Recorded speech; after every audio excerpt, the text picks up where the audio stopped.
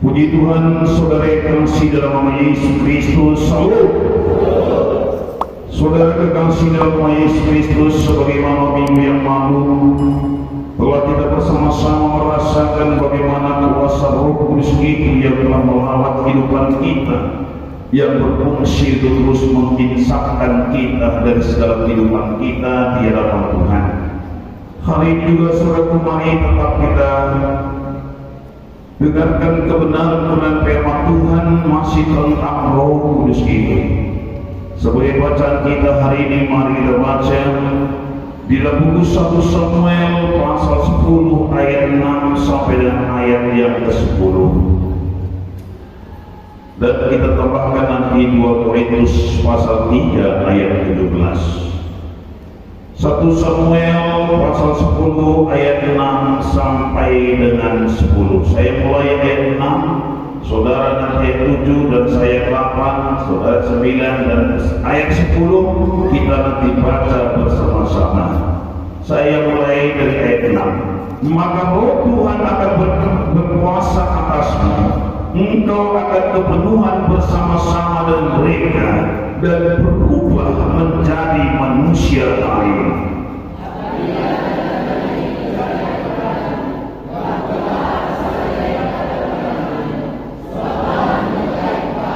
Engkau harus pergi ke Gilgal mendahului aku dan cakaplah, aku akan datang kepadamu untuk mempersembahkan korban bakaran dan korban keselamatan. Engkau harus menunggu 7 hari lamanya sampai aku datang kepadamu dan memberitahukan kepadamu apa yang harus kau lakukan.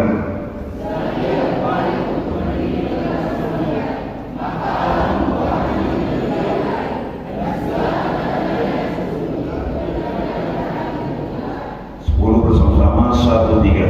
Ketika mereka sampai di Gibea dari sana, maka Roh Allah berkuasa atasnya dan salur kepenuhan seperti nabi di tengah-tengah mereka. Haleluya.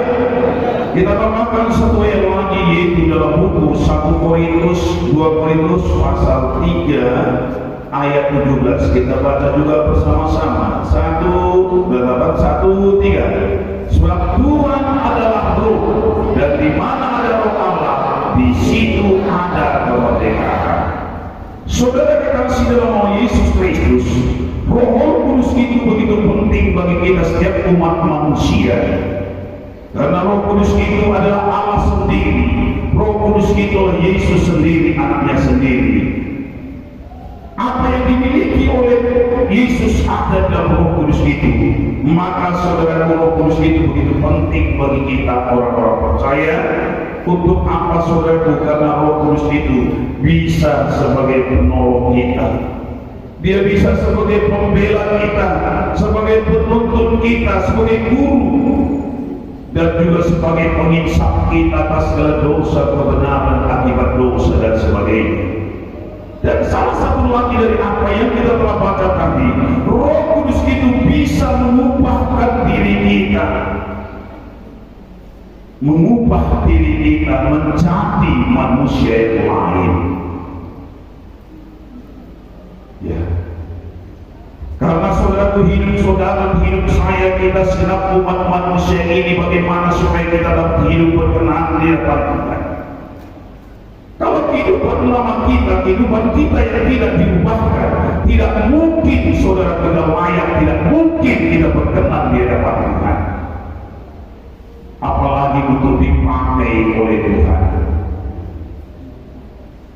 Untuk itulah maka Roh Kudus itu penting sekali bagi saudara saya.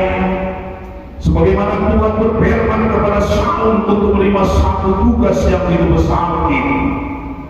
Tapi Tuhan kenal siapa diri Saul. Tanpa mengalami satu perubahan, tidak mungkin dia bisa dipakai oleh Tuhan. Demikian saudara saya juga, kita harus mengalami satu perubahan dalam diri kita. Karena Roh Kudus itu bisa mengubah sifat batinnya kita. Roh Kudus itu bisa mengubah karakter kita. Roh Kudus itu bisa mengubah segala perangai-perangai kehidupan kita. Kalau dalam buku Efesus diterangkan Efesus pasal 4 ayat 22 saya baca. Yaitu bahwa kamu berhubung dalam kehidupan kamu yang dahulu harus menanggalkan manusia lama yang menemui kebinasaannya oleh nafsunya yang menyesatkan, supaya kamu dibaharui dalam roh dan pikiranmu dan mengenakan manusia baru yang telah diciptakan menurut kehendak Allah di dalam kebenaran dan kekudusan yang sesungguhnya. Perhatikan, ya. Bahwa peluru dalam kehidupan kita yang lama, saudaraku, kita harus tanggalkan kehidupan yang lama, karena kehidupan yang lama itu tidak berkenan di hadapan Tuhan. Kehidupan yang lama itu menyesatkan. Maka kita harus diubahkan terlebih dahulu, saudaraku, menjadi manusia yang baru. Bagaimana kehidupan manusia yang lama itu? Rasul Paulus juga ingatkan dalam buku Galatia pasal 5 ayat yang ke-19, yang sering kita katakan inilah tabiat daging kita manusia ini. Ada 16 tabiat daging yang dituliskan, ada 15 tabiat daging yang dituliskan oleh Rasul Paulus dalam buku Galatia 5 ayat 19 ini. Tapi memang ada kata dan lain sebagainya. Tentu masih banyak lagi, saudara, masih ada yang lainnya. Apa tabiat-tabiat daging? Mari kita baca, saudaraku. Perbuatan daging telah nyata, yaitu percabulan, segala perkara-perkara yang najis apa sebenarnya itu tidak, itulah sifat-sifat manusia lain. Kecemaran, hawa nafsu, penyembah berhala. Artinya kita percaya kepada patung-patung berhala-berhala yang lain, atau mungkin kepada manusia, atau kepada organisasi, atau terhadap sesuatu yang kita anggap kesetaraan dengan Allah. Itu namanya penyembahan berhala. Kalau dulunya mungkin kita juga melakukan hal-hal demikian, saudaraku. Ya. Sihir, perseteruan,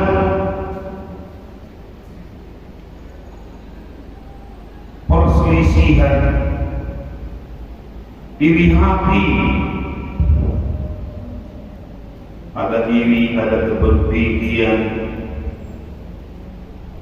akhirnya menimbulkan suatu amarah, satu kebencian dalam hati, akhirnya menimbulkan suatu niat yang jahat. Karena orang berhasil bisa kita capek, tak bisa tidur. Banyak sifat manusia lama seperti itu, saudara. Orang berhasil kok dia tak bisa tidur. Orang berhasil kok dia tak nyenyak tidurnya, tak enak makannya. Kenapa? Karena ada satu sifat iri hati.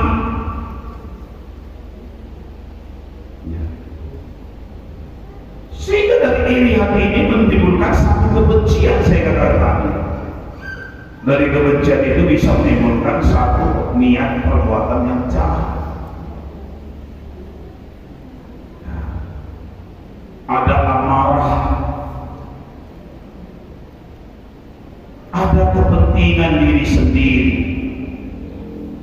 ada percitraan, roh pemecah.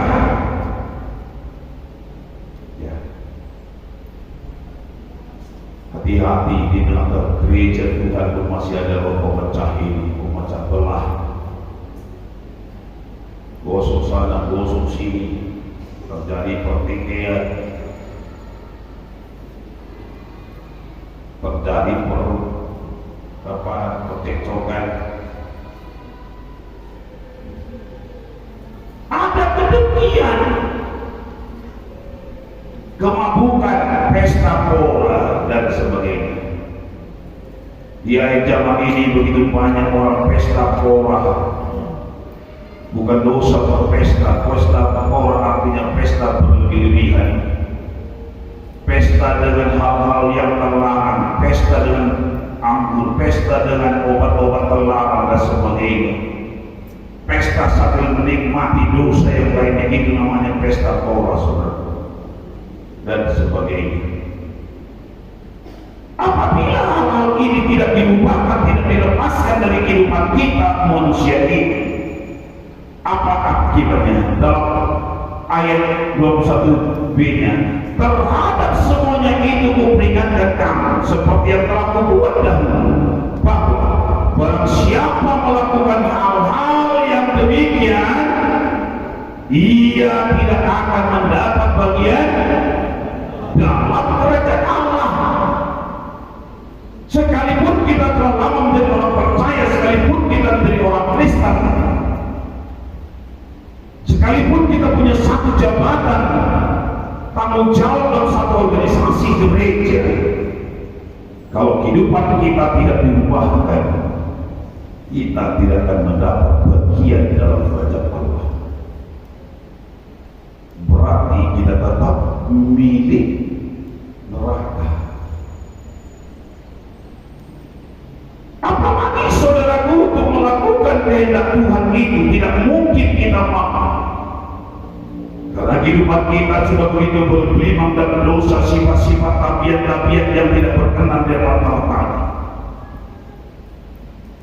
Maka Tuhan tadi berkata, Nabi tadi berkata kepada Saul, kamu harus terima bahwa itu Allah bekerja dalam diri kamu.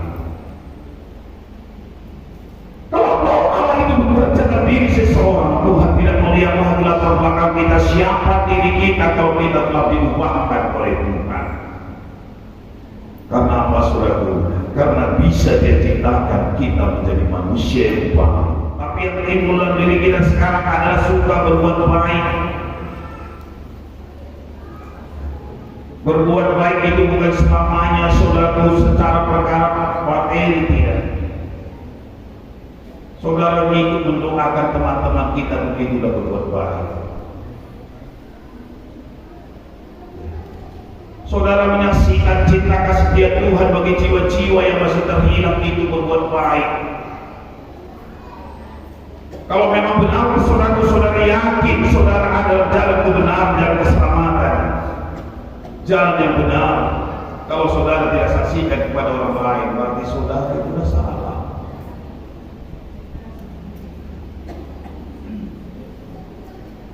Dalam buku Samuel itu juga ada dikatakan pada waktu kota Samaria dikepung itu, mereka dalam kelaparan semua. Bahkan karena tidak ada yang makanan, anak-anaknya sudah mulai dipotong untuk dimakan. Tapi di luar tembok itu ada orang kusta. Apa kata dua orang kusta ini? Dia berkompromi, berbincang-bincang dia. Saudaraku, kalau kita pertahankan di sini, kita akan mati karena ada lagi makannya, kita harus mati. Jadi maksudmu, ya kalau bagaimana kalau kita mati-matilah kita terhormat. Mari kita masuk ke perkemahan musuh. Ya. Karena kalau di sini kita pertahankan, kita pasti mati. Mari kita masuk dalam perkemahan musuh. Mati dia kok mati terhormat, dibunuh, kita mati kelaparan. Dia juga ya, sepakat dia pergi ke perkemahan musuh. Pada waktu dia sampai di perkemahan musuh, apa dia dapat desa? Kemah-kemah musuh sudah kosong, semua sudah pergi orangnya. Yang tinggal makanan, yang tinggal harta-harta berharga, emas, perak, pakaian, ada banyak bisa terkumpul. Mereka makan sekenyang-kenyangnya dulu, baru diambilnya pakaian-pakaian yang mahal dan harta-harta emas perak itu dia simpan di tempat yang lain. Tapi akhirnya kompromi dulu. Kawan katanya, ada apa? Kita ini gak jujur ini. Kenapa gak jujur? Saudara-saudara kita dan tembok sana, di dalam tembok itu banyak sudah mati kelaparan. Kita di sini bersenang-senang. Kita ini tidak banyak, saudaraku. Mari kita berikan kabar ini di dalam. Itulah kalau ada kebaikan. Kalau enggak seperti saya katakan tadi, biarkan situ. Saudara sadarkah ya kita jalan Tuhan jalan yang benar kita ikuti ini, kenapa kita tidak saksikan kepada orang-orang lain? Mari beritakan kepada keluarga saudara kita, saudara. Kita tidak benar kalau kita tidak sampaikan berita ini kepada mereka. Kita ini orang jahat kalau kita tidak sampaikan berita ini kepada teman kita, keluarga kita. Kita ini orang jahat.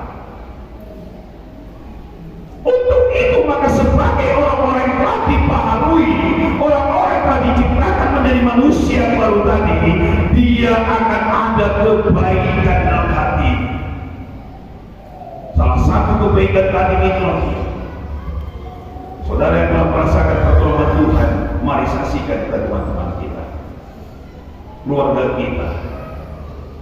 Hari ini Tuhan mau jadikan kita semua jadi bahagia. Amin.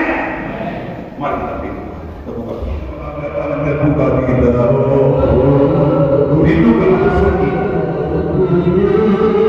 dengan setengah suara saja nyanyikan. Sambil memohon supaya roh Tuhan itu menjamah hati kita. Maka kami pemuda-pemudi dibukalah hatimu saat ini. Ini satu rahmat untuk menolong kita mengubah kehidupan cepat. Apapun ikatan kelemahan yang menguasai dirimu, saat ini Tuhan rahmat untuk menolong kau. Saat ini Tuhan rahmat untuk membebaskan kau melalui dari bahan saat ini. Haleluya, Jesus.